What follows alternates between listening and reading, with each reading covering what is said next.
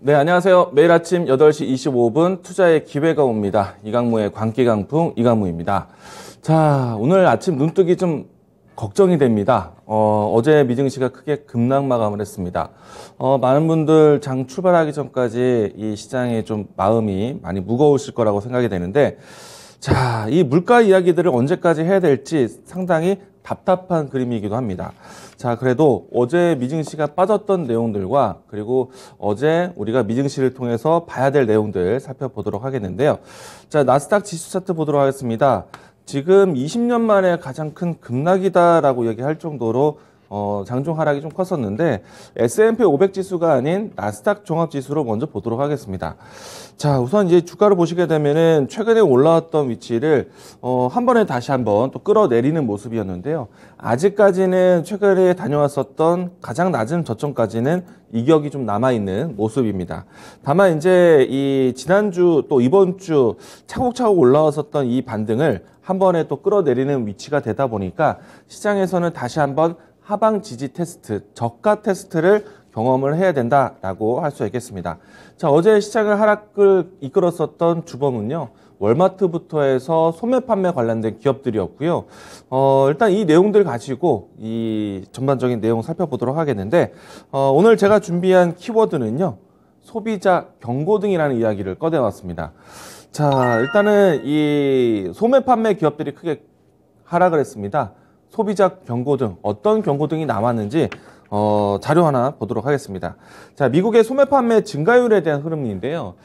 일단은 이 물가 상승에 대한 압박, 부담으로 인해서요. 기업들도 인건비에 대한 부담, 원자재 가격에 대한 부담, 여러 가지 가동에 대한 부담, 이와 같이 됐다 보니까 기업에 대한 부담이 나타날 것이고, 그리고 그 기업에 대한 부담은 결국엔 소비자에게 전가되면서 전반적인 인플레이션의 부담은 소비자에 대한 구매력이 떨어질 수도 있다라는 예측의 흐름으로 진행이 되었습니다. 일단은 소매 판매 증가율에 대한 부분들은 분명히 좀 저조한 모습도 보여주고 있는데, 다만 여기서 우리가 좀 지켜봐야 되는 것은 단순하게 이 모든 소매 판매 부분들이 아니라 미국 내에서는 미국 시장의 특징적인 중고차 시장이 상당히 중요한 시장으로 자리가 잡혀져 있습니다. 그렇기 때문에 자동차 판매에 대한 저조율이 전반적인 소비 구매력에 대한 저하로 이어졌는데, 자, 실질적으로 지표로서도 뭐 자동차 포함해서도 자동차를 제외해서도 모두 다 빠지긴 했었지만은 우리 시장과의 조금은 다른 포인트가 있다라는 거 참고하셨으면 좋겠고요. 오른쪽도 마찬가지입니다. 일단 최근에 와서는 이 소매 판매에 대한 흐름이 꺾였다라고 말할 수는 없지만은 이제는 좀 조심스러운 구간이다라는 이야기가 나오고 있다라고 보시면 좋을 것 같고요. 다음 자료 보도록 하겠습니다. 다시 한번 말씀드리지만은 미국 시장에서는 중고차 시장이 상당히 중요한 시장입니다. 일단은 이 지표 안에서도 소매 판매 그리고 또 이제 자동차와 같은 주요 이 섹터에 대한 비교를 같이 하게 되는데요. 일단은 소매 판매에 대한 부분들이 계속해서 상승세에 대한 흐름들은 유지되고 있습니다. 물론 상승세에 대한 기울기가 급하게 올라갔다가 그 기울기가 완만하게 이제 둔화되는, 그러니까 어떻게 보면은 소비력에 대한 부분들이 이제는 정점을 확인하고 있는 과정이다라고 보실 수가 있겠는데요. 자, 그러면은 시장에서는 물건가스는 올라가는데 소비력에 대한 부분들은 줄어들 수도 있다? 라와 같은 시장에 대한 불안감이 나온 겁니다. 스태그플레이션이라는 키워드가 또 다시 나올 수가 있겠죠. 자, 제가 항상 이야기 드렸지만은 물가 상승과 소비력이 평행하게 올라간다라면은 시장에서 문제되지 않는다. 경기가 좋아져서 물건값이 올라가는 거는 당연한 내용이기 때문인데, 일단은 인플레이션에 대한 속도가 너무나 빠르다라는 인식도 있고, 그렇게 되면서 기업에 대한 부담이 나오고 결국에는 그 기업에 대한 부담은 소비자 전가로 되기 때문에 둔화가 되는 시점이 나올 수도 있다는 얘기입니다.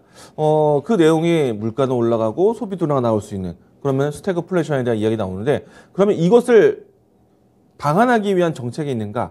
자, 제일 중요한 거는요, 인플레이션은 금리로 방법을 찾으면 되고요. 스태그플레이션 같은 경우에는 경기 부양 정책을 찾으면 됩니다. 이 부분들 계속 강조드리면서 미국의 미국의 인프라 투자, 중국의 다시 인프라 투자, 이 내용들이 중요하다. 그래서 한국형 경기 부양을 찾자라는 이야기를 많이 드렸었습니다. 일단은 지금 보시는 소비 판매 증가율 아직까지는 꺾였다라는 포인트가 아닌데, 미국 시장 내에서는 기업에 대한 부담이 결국은 소비자로 구매력의 저하로 이어질 것이다라는 시장에 대한 불안감 예측으로 시장이 하락했다라고 보시면 좋을 것 같습니다. 자, 다음 자료 보도록 하겠습니다. 우선은 이제 지금 현재 실질적으로 이 소비력은 얼마만큼인가에 대한 부분들인데요. 보시게 되면은 지금 미국 상황에서 전반적인 소매 판매에 대한 증가세, 그러니까 소비력에 대한 유지는 아직까지는 진행이 되고 있습니다. 자, 그러면 여기서 이제 중요한 포인트가 있겠죠. 소비력에 대한 고점을 어떻게 확인할 것인가? 자, 이것은요.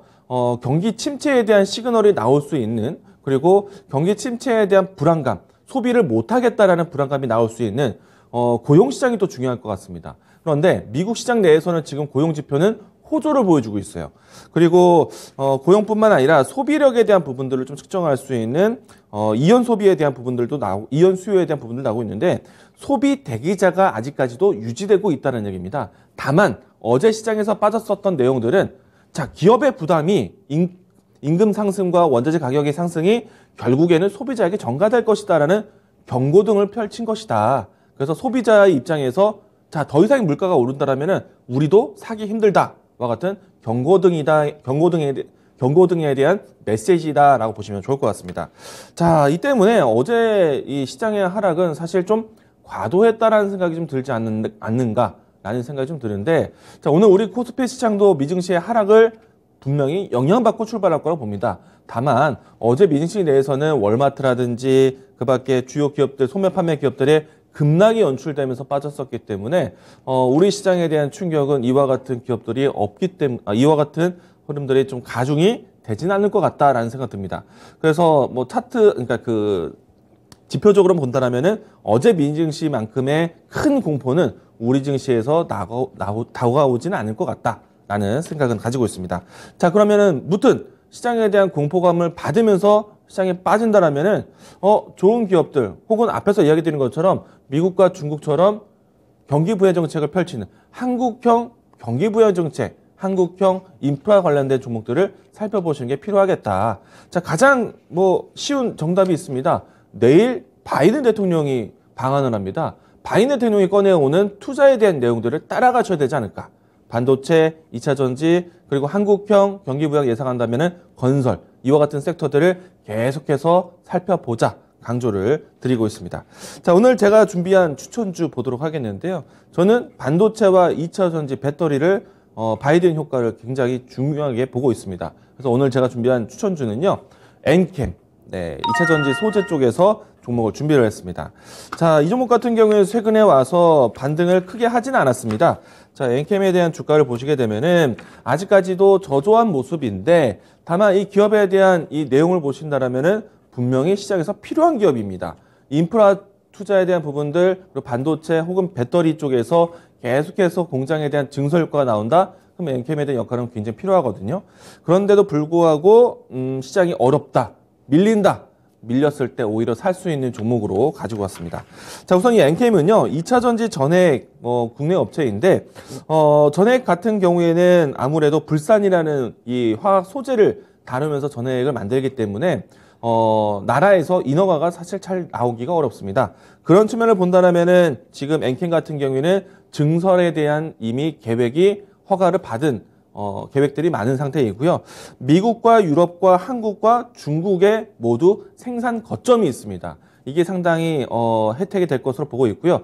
바이든 대통령이 방한해서 반도체와 배터리를 이야기를 꺼내온다라면은 우리나라에 있는 반도체 배터리 기업들과의 안정적인 공급을 원할 것이고 또 한 가지 미국 현지에서의 투자를 공격적으로 원할 것입니다. 이 내용들은 제가 이야기 드렸지만 기업에서 혹은 우리나라에서 배터리와 반도체를 빼앗기는 것이 아니다. 기업들의 캐파 증설 효과와 기업들의 공급망 확대에 대한 발주, 기대감으로 올 것이다 라고 이야기 드렸습니다. 자, 그러면은 미국 현지 내에서도 공장 생산 거점을 가지고 있는 엔캠, 상당히 또 이슈에 대한 환경에 있다라고 보시면 좋을 것 같고요. 자, 이 기업 같은 경우에는 안정적으로 SK와 LG와 또 CATL의 공급을 가지고 있기 때문에 안정적인 고객사를 통해서 실적에 대한 향상도 꾸준할 것이다. 왜? 배터리 영역 안에서는 여전히 수요를 공급이 따라가기 힘들기 때문에 공급업체들 안에서 계속해서 실적 전환은 나오고 있기 때문에요. 특히나 이제 주요 메이저셀 업체를 고객사를 가지고 있는 엔캠은 괜찮다라고 보시면 좋을 것 같습니다. 제가 기대하는 거는 바이든 효과 보는 것이고요. 미국 현재에도 생산 거점을 가지고 있기 때문에 상당히 시장 환경에 유리한 종목이다라고 할 수 있겠습니다. 자, 이 종목에 대한 주가 흐름 보면서 가격 전략 보도록 하겠는데요. 자, 이 종목 같은 경우에는 상장 기간이 얼마 오래되지 않았습니다. 지금 대략적으로 한 7개월 정도 지나고 있는데 시장에서 걱정이 될 수 있는 보호해소 물량들은 다 지났다고 봅니다. 그리고 이 종목 같은 경우에는 상장 초기 때는 큰 움직임도 나왔지만은 그 이후부터 해서 고점을 좀 낮추는 추세 조정이 나와 있는 상태입니다.